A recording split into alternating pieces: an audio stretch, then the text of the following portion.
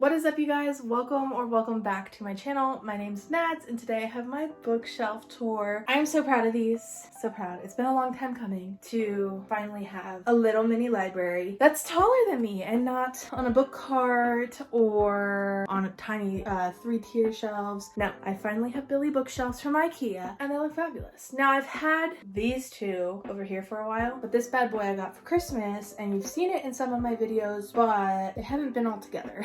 They've been kind of all over the place. So I finally took the time, figured out how I want my room to look, and kind of rearranged it. So now all my bookshelves are together and all my books are together for the most part, minus the TBR card. That's next to my bed still. But these are my pride and joy.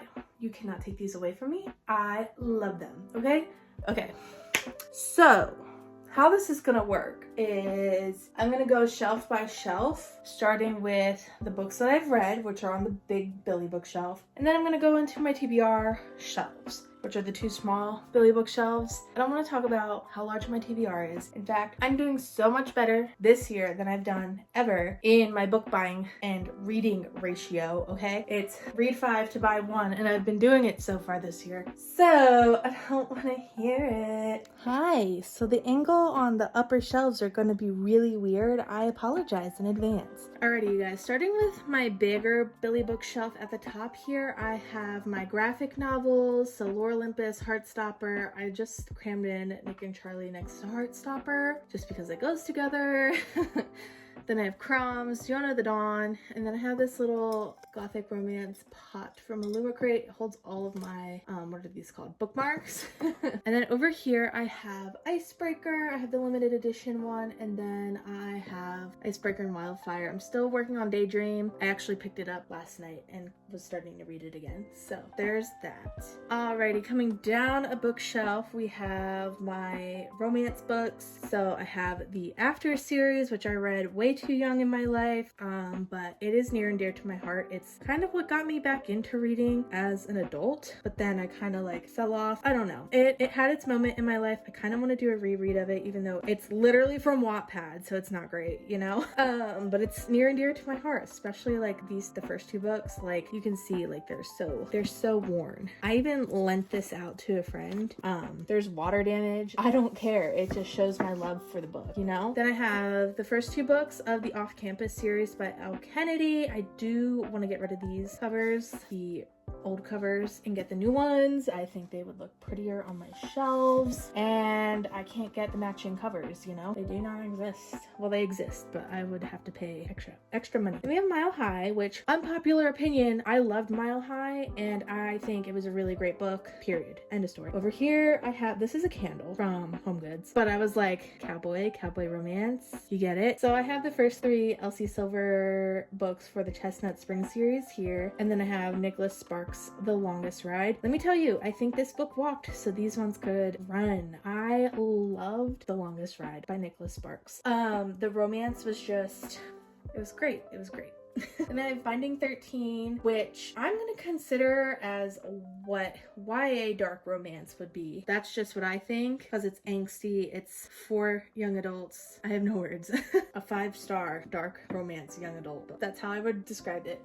Then we have Grimstone by Sophie Lark. This is the indie published cover. I think I'm going to get rid of it at some point. I don't ever see myself picking this back up. It was so weird to read, and I did not like it. Then we have Hooked by Emily McIntyre. This was such a good book. A great dark romance book. It was my first dark romance book, and I loved it. I loved it so much.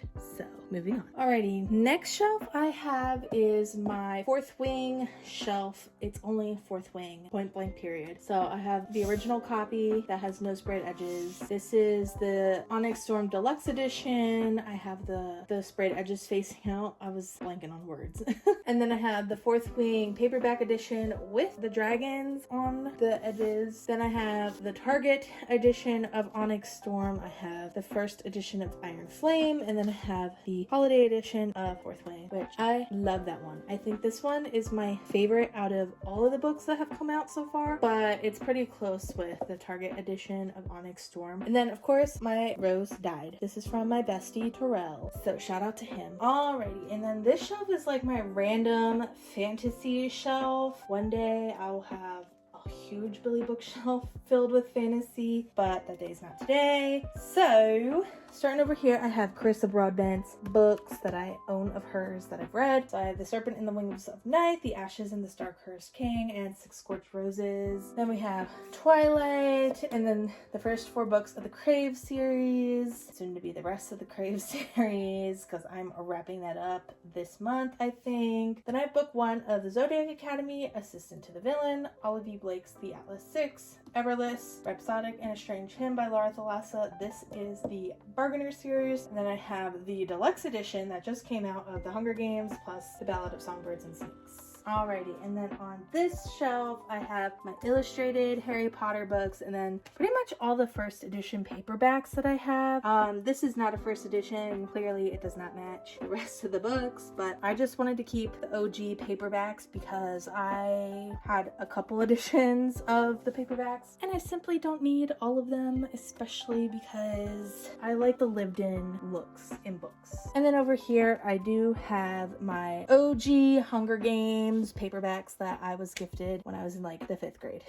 And down on the bottom shelf I have all my nonfiction books, poetry, and then random fiction books down there. Those are pretty much how the bottom shelf is. It's all the random books that I don't care to look at every day. But yeah, that's the red shelf. All right, Crazy Angle Part 2. Also we're gonna do both of these bookshelves at the same time, sort of. It'll just make it easier. Alrighty, you guys, so up here we have all of my romance books with the exception of dark romance and romantasy. That's all below. But starting over here we have sports romances. So I have The Right Move, Say You Swear, The Wall of Winnipeg and Me, Kelsey Ray's Don't Let Me series, which is a hockey romance series. And I have the Lauren Asher books, Elsie Silver, Love and Other Words by Christina Lauren. Then we move over to here, and this is kind of like my seasonal romance bookshelf for the most part. I just associate most of these books with summer. Literally it says just for the summer and every summer after. I know Magnolia Parks doesn't really have a season, or The Nanny, or Kylan, but I do kind of associate Emily Henry's books and Abby Jimenez's books with the summer. Then we go into the Pumpkin Spice Cafe, which I know a lot of people did not actually like. They just like the cover. Yeah, I don't know. I haven't read it yet, so not The Witchy Wed, and then my holiday books that I have not read yet. So How My Neighbor Stole Christmas, A Holly Jolly Ever After, and A Jingle Bell Mingle. All right, moving down to these shelves. This is the rest of like my romances. So I have my dark romances pretty much behind here. So A Million Kisses in Your Lifetime. I want to get book 1 before I read this. Then I have Keeping 13, Saving 6, Haunting and Hunting Adeline, and Scarred. And then we have dark fantasy, which is, or dark romantasy, I would probably categorize this, but The Foxglove King, and then A Touch of Darkness. And basically how this is going to work is everything on this shelf down is going to be adult fantasy. Everything on this is going to be YA fantasy, because I have a kind of even mix. So going into the YA fantasy, other than Percy Jackson, because that's technically middle grade, but that's okay.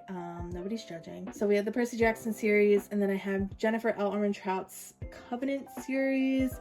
I'm really excited to start this. I might start this either next month or in April because it just stares at me and I want to read it.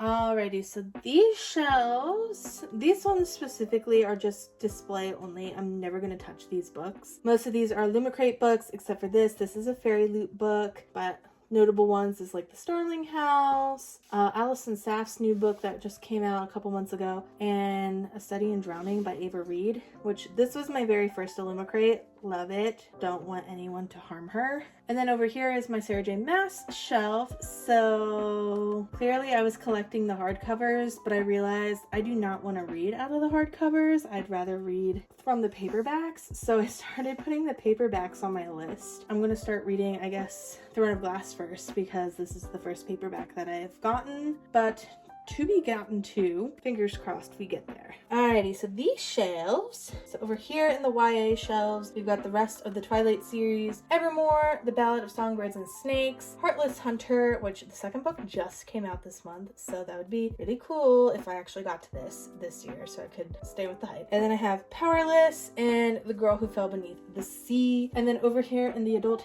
fantasy realm, I know V.E. Schwab kind of goes into sci-fi a little bit, but we have V.E. Schwab's books, Zodiac Academy, V.E. Schwab, Bride.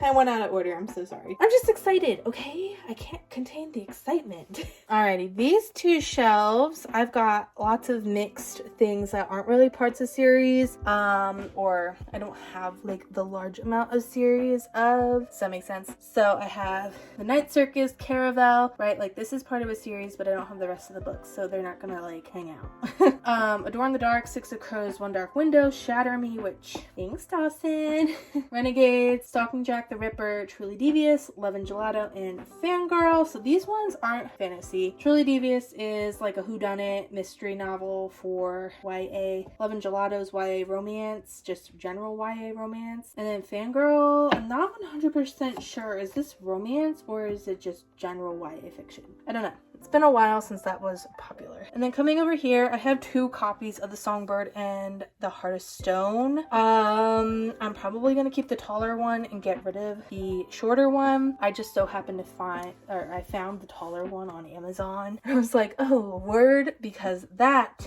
copy will match the indie published ones, whereas this one matches the traditionally published ones. Anyways, moving on. We have The Spell Shop, Legends and Lattes, The Honey Witch, Can't Spell Treason Without Tea, and then the Emily Wilds series. I need to get book 3. Book 3 is on my to-buy list. It's on my wish list, okay? And then down at the bottom, I have my nonfiction books and then my random fiction books. I'm not gonna go through all of them. Ow, just hit my hand. But I'm not gonna go through any of them. You can look if you want. But yeah, those are all to be read. So you guys, that is it. That is the bookshelf tour. Most of my knickknacks are from the Dollar Tree because I think Dollar Tree decorations are worth it and are not expensive. But that is what my shelves are looking like right now. It does not include all of the books that I own or am reading. Again, I have stuff on my TBR cart. I also have stuff on my the very top of the shelves, which I have a basket full of the holiday books that I've read, and then I have a basket of books that I've read this month that will be in February's wrap-up video. So I don't want to spoil those, okay? So with that being said, that was it.